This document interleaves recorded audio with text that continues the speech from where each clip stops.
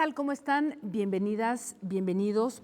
Déjenme contarles que hoy es un día muy especial porque cerramos una temporada, una etapa de este programa en el que pues, hemos tratado de acompañarle con temas que pues, hemos considerado importantes para comprender nuestro estar en el mundo. Los cambios tan importantes que hemos vivido en nuestro país, lo que ocurre en el mundo y lo que está por venir.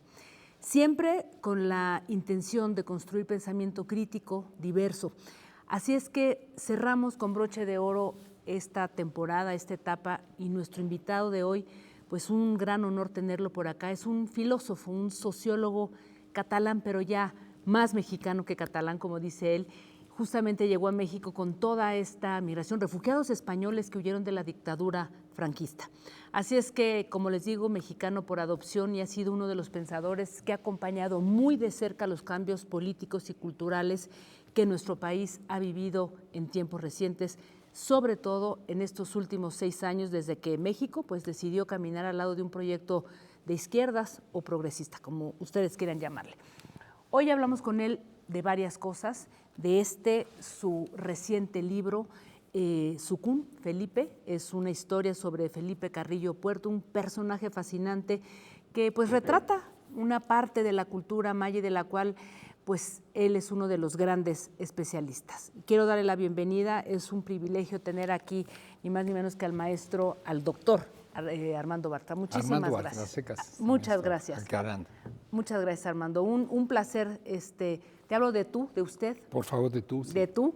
Bueno, es que agradezco a mi edad, porque me hablen de tú ya es algo No. Bueno, pues es que todo tu pensamiento, lo que has hecho, pues envuelve una sabiduría muy importante. Bueno, pues lo hacemos con el mayor respeto, pero bueno, ya que me das la libertad de hablarte de tú, déjame decirte que este libro, decía yo, fascinante, de este personaje Sucún, que quiere decir hermano, según entiendo, Sucún Felipe Carrillo Puerto, retrata una parte de esta cultura maya de la que sabemos tanto y tan poco, ¿no? Un territorio en donde se gestó una revolución campesina de corte socialista, donde germinó también el pensamiento feminista, justamente a partir de lo que hizo su hermana Elvia Carrillo Puerto.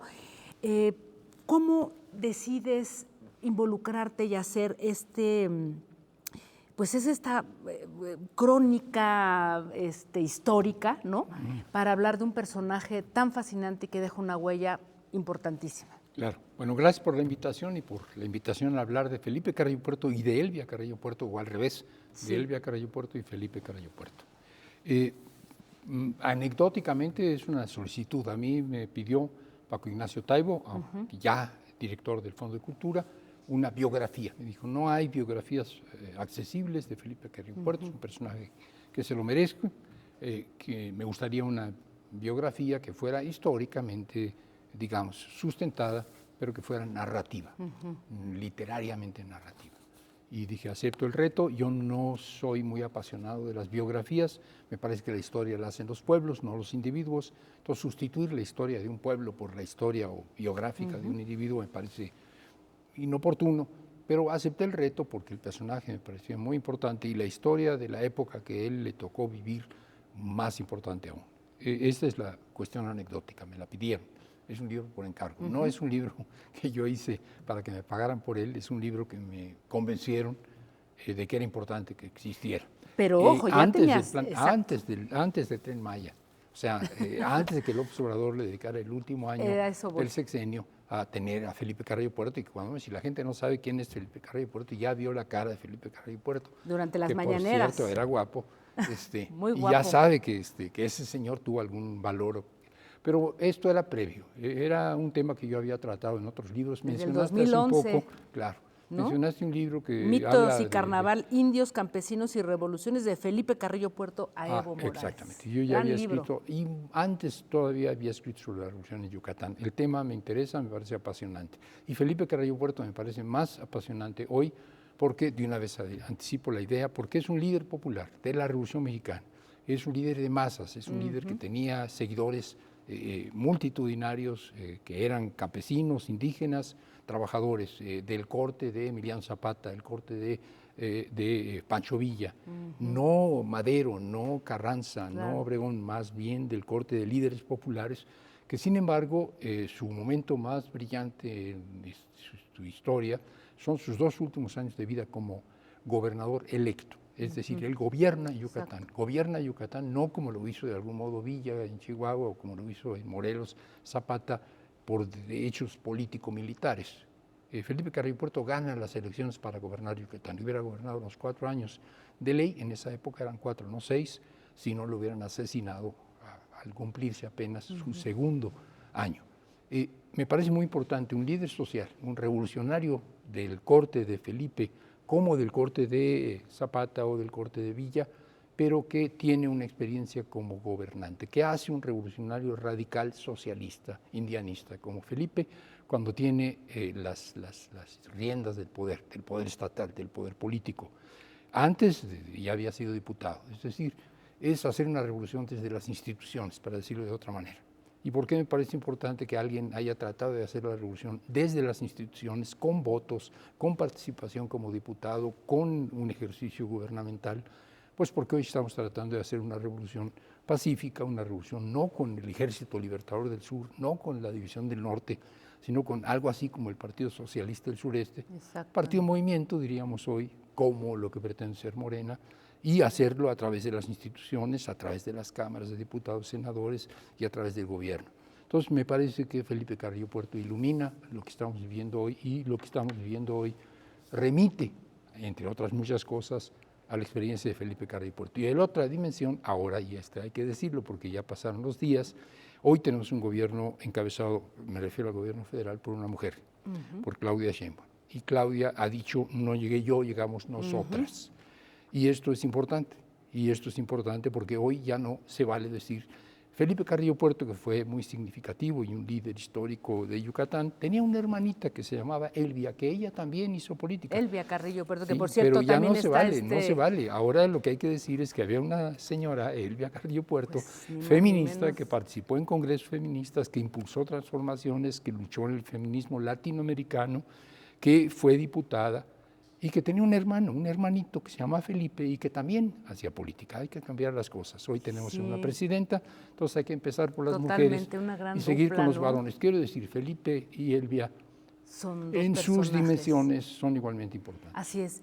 Qué bueno que tocas ese punto, doctor, porque justamente a partir de este libro que mencionas, el de Mitos y Carnaval, Indios y Campesinos, tú haces toda una historia, ¿no? Pues, punto de partida Carrillo Puerto hasta llegar a Evo Morales. Y a mí me gustaría preguntarte, porque incluso te escuché en este discurso que diste cuando te dieron el honoris causa, lo comentamos antes de entrar al aire, en la Universidad de Chapingo, una universidad, digamos, con importante fuerza agraria, claro. Un gran reconocimiento. Y ahí haces todo un recorrido de lo que han sido las izquierdas en América Latina a mediados del siglo XX, ¿no?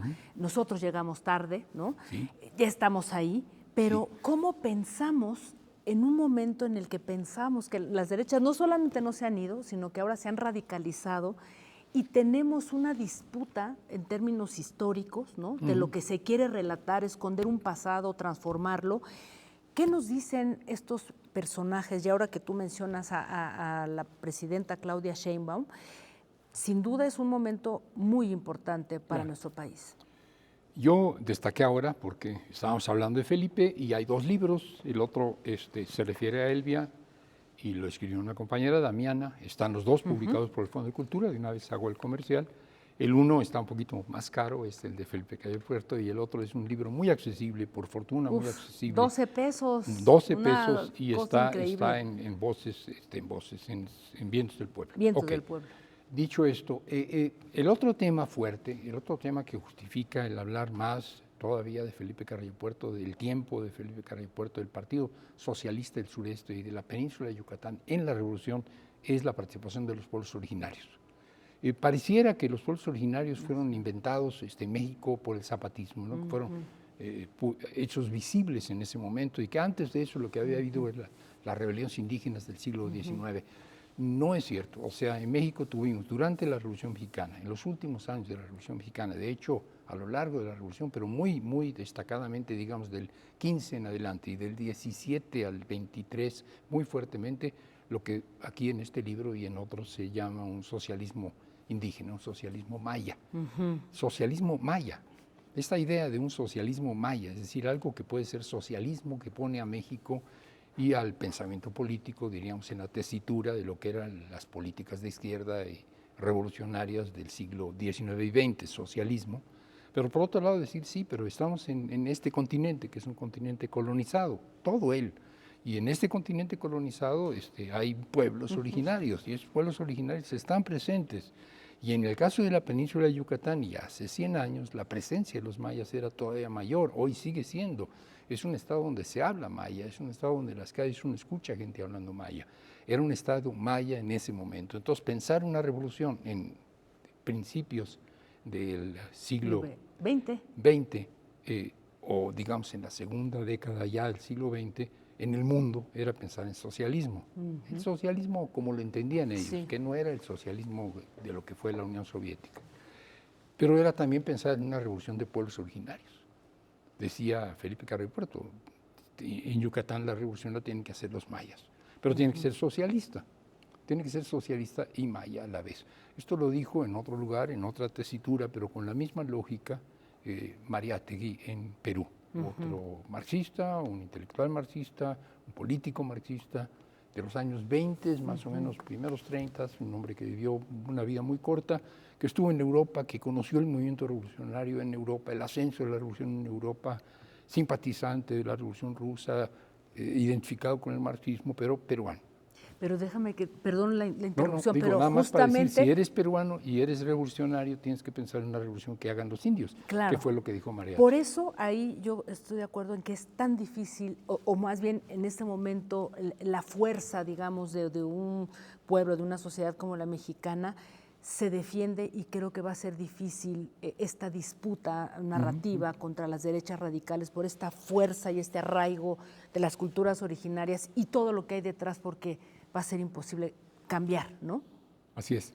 Yo creo que la nueva derecha, una derecha que ya no es, digamos, neoliberal clásica en el sentido de los principios del neoliberalismo, que ahora están en decadencia y por lo tanto hay una nueva derecha, un populismo fascista de derecha, digamos, Milei, Trump, etcétera.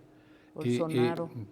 Evidentemente, si algo tratan de negar es el contenido popular de la historia, el contenido popular de las sociedades y evidentemente el contenido popular de las raíces de los pueblos latinoamericanos. Si algo no pueden soportar, no Trump, que no tiene mucho, bueno, sí, porque Trump está racializando su política interior, atribuyéndole a los que vienen de fuera, es decir, a los latinos, principalmente mexicanos, pero se extiende a caribeños, centroamericanos, sudamericanos, extendiéndole a ellos la responsabilidad histórica de la decadencia de Estados Unidos. Bien, las nuevas derechas no pueden tragarse la identidad que tienen nuestros países conformada por una tradición mayor o menor en su peso demográfico de pueblos originarios. Felipe Carrillo Puerto es un ejemplo de esto.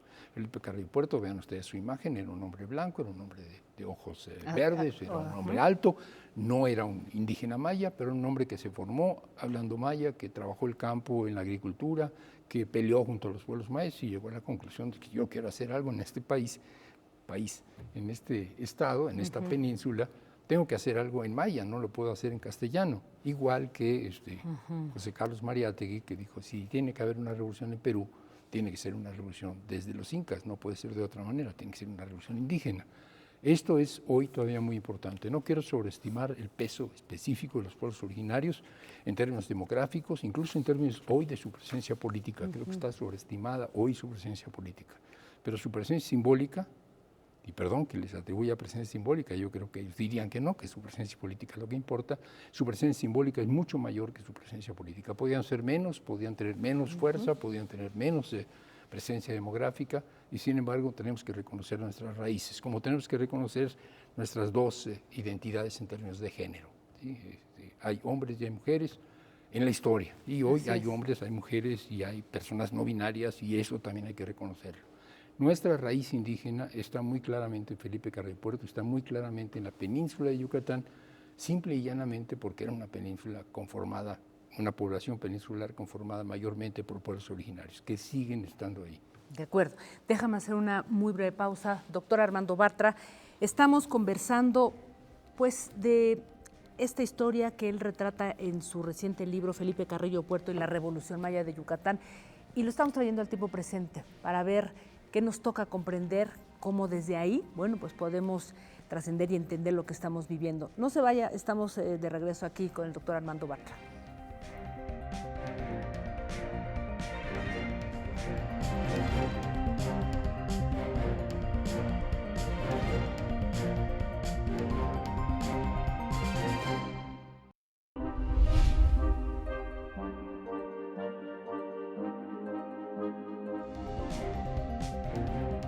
Frente a esas disyuntivas, no debemos olvidar que la verdadera libertad comienza con el respeto a quien piensa distinto a uno. Para conocer es necesario preguntar. Apoyar a las mujeres, apoyar a los grupos vulnerables a través del arte y la cultura es responsabilidad de todos. Cultura y activismo para eliminar la violencia de género. Bien preocupante socialmente, que es el tema del clasismo, del racismo, de la discriminación, y que la única vía es la educación. Debate 22. Temas como la gentrificación, expulsión, la discriminación cultural y los desalojos masivos, pues volvieron a la discusión pública. Aquí está como el reflejo de esta gran ciudad, de este gran pueblo. Son estas cosas las que nos llenan el alma, son actos de justicia. Por si las moscas, vamos a hablar del Festival Internacional por la Diversidad Sexual, que este año cumple su edición número 36, 15 años del Museo Universitario de Arte Contemporáneo, y me acompaña para eso su directora Amanda de la Garza. Vamos a hablar del más reciente libro del escritor Juan Villoro, me refiero a La figura del mundo.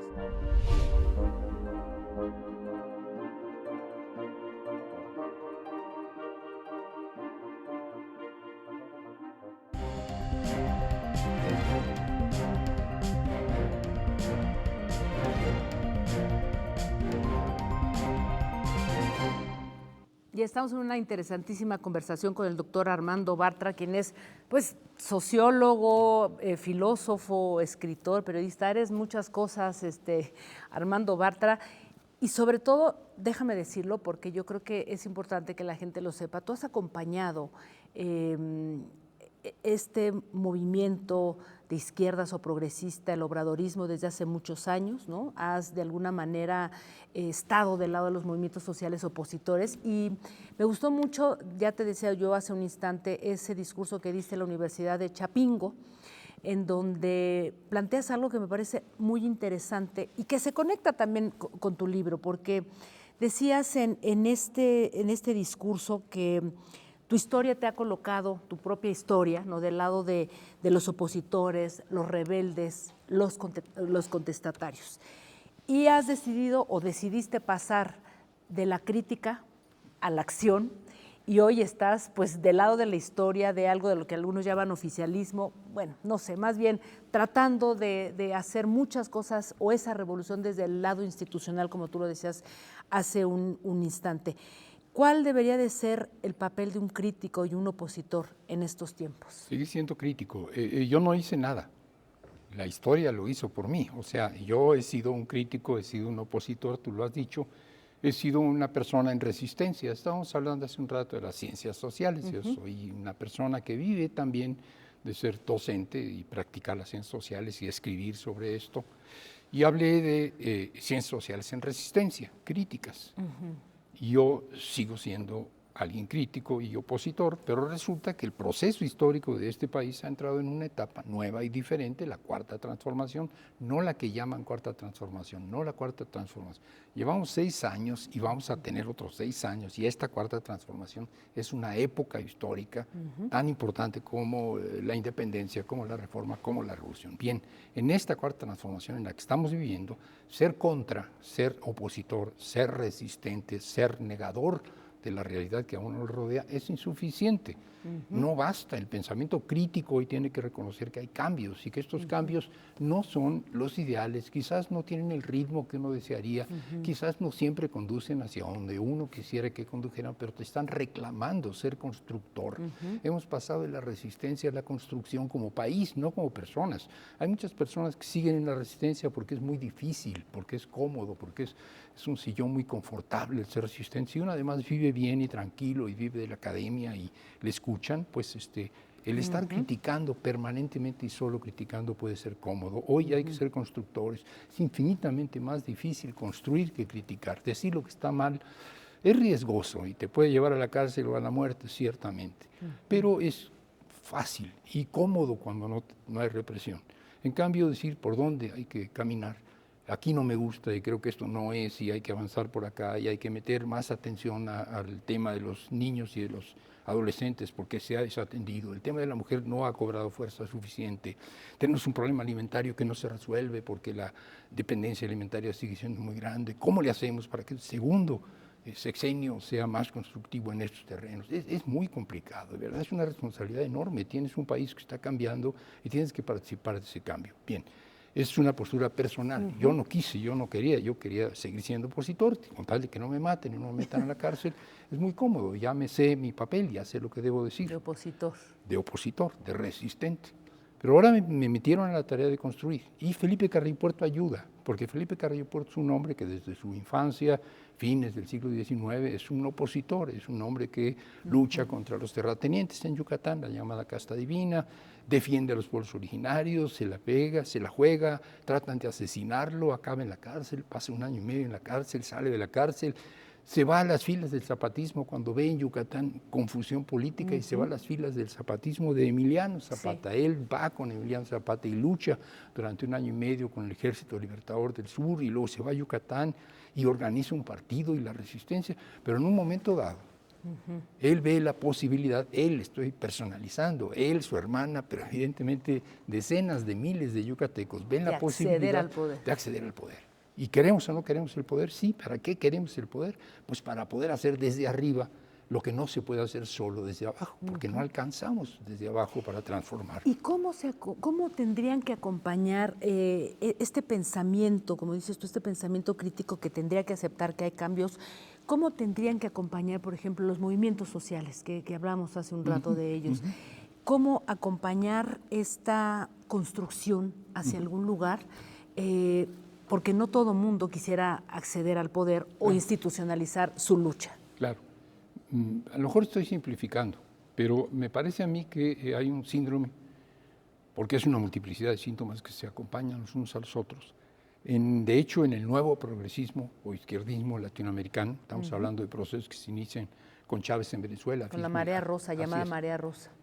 Pero sí, Chávez, Lula, Evo, Rafael Correa, Cristina, todo ese proceso es un proceso en el cual hay movimientos sociales, fuertes movimientos sociales, ponen en crisis a los estados oligárquicos, abren la posibilidad de ganar electoralmente el poder, y una vez que hay un líder social que encabeza el poder ejecutivo, puede llamarse Chávez, puede llamarse Lula, puede llamarse Correa, puede llamarse Evo, lo que sea, ese líder social es ahora el responsable del cambio.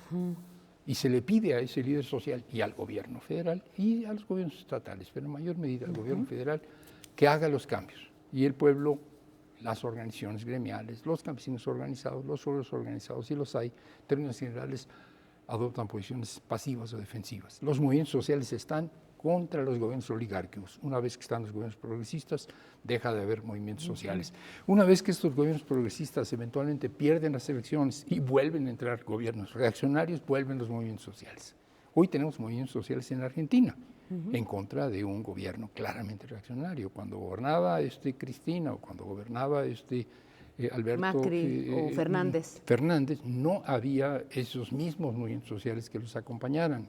Lo que quiero decir es que el movimiento social es reactivo, el movimiento social es muy bueno para expresar la indignación y las causas de quienes son oprimidos. Construir. Exactamente. Cuando estás construyendo un movimiento social constructivo, No quiero decir que los movimientos sociales no tengan proyecto, pero es un proyecto que se exige, que se demanda construir ese proyecto acompañando a un gobierno críticamente, porque no se trata de echarle porras, no es fácil.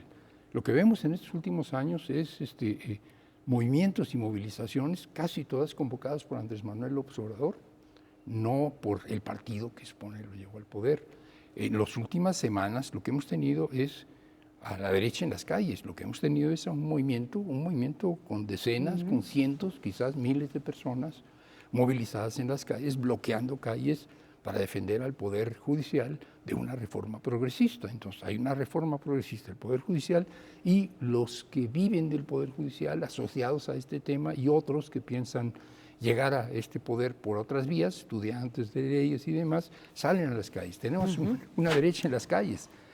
No hubo movilizaciones de izquierda que defendieran la reforma del Poder Judicial.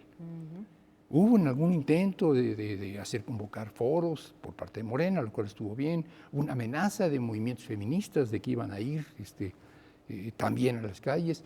De hecho, no nos movilizamos en defensa de la transformación de uno de los 3 pilares del Estado mexicano, el Poder Legislativo, el Poder Ejecutivo, el Poder Judicial. Estamos cambiando el Estado mexicano, estamos cambiando uno de los 3 pilares. Nadie salió a la calle a promoverlo, a propiciarlo y a confrontarse. En cambio, la derecha sí salió. No estoy generalizando, pero lo que quiero decir es que hay un síndrome y es una vez que llevamos a nuestros gobernantes al poder, esperamos del poder las transformaciones. Nosotros resistimos desde las calles, pero se transforma el país desde el poder. No es así, no es así. Las transformaciones surgen también de abajo. Felipe Carrillo Puerto es una prueba de que no bastaba con que él fuera en un momento dado diputado y defendiera la causa popular. Necesitaba a las ligas de resistencia saliendo a tomar latifundios cuando se trataba de tomar latifundios. Se trataba de movilizar al Partido Socialista del Sureste para ganar elecciones, pero también para apoyar a sus gobernantes. Se trataba de hacer congresos en donde se decidían las políticas. No las decidía Felipe. Felipe era muy importante, pero hubo 2 grandes congresos del Partido Socialista del Sureste, en Motul y en Izamal. Y ahí se discutía colectivamente. Eso es algo que no vemos. El Partido Socialista del Sureste era un partido movimiento, era un partido de masas. Morena es un partido movimiento, es un partido de masas. Los congresos de Morena son congresos muy poco participativos, muy poco deliberativos, son congresos para votar. Hay una gran diferencia. Y esa diferencia es la que creo que no es un problema de que México esté mal o de que el obradorismo esté mal o de que nuestra visión de las reformas revolucionarias, pacíficas, esté mal concebida, sino de que hay una lógica de que nos movilizamos para oponernos y esperamos las soluciones una vez que alcanzamos el poder y llevamos a nuestros candidatos. Ya te pusimos ahí, ahora te vamos a exigir cuentas. Pues yo me podría quedar aquí conversando Yo con también, un pensador como tú, pues podemos hacer, nos falta tiempo, Armando Bartra. Quiero agradecerte porque nos abre siempre muchas reflexiones, ¿no? Siempre nos dejas ahí como pensando con varias cosas. Agradecerte y recordarle a nuestro público que tu libro Sucún Felipe también yo creo que tendrían que leer Elvia Carrillo Puerto porque son indispensables. Gracias, muchas gracias por estar a ti. aquí. Nada más decir, la mitad del mundo, no la otra, la mitad del mundo son las mujeres y la mitad de la revolución en Yucatán fueron las yucatecas y la cabeza más visible de las yucatecas fue Elvia Carrillo Puerto, no Felipe Carrillo Puerto. Entonces algún día tendrás que hacer un programa sobre Elvia. Así será. Muchísimas gracias y gracias a todas y a todos por habernos acompañado. El programa se queda en la plataforma X o Twitter, después está en YouTube. Muchas gracias. Gracias por acompañarnos todo este tiempo, esta temporada y bueno, esta etapa de debate. Hasta pronto. Gracias.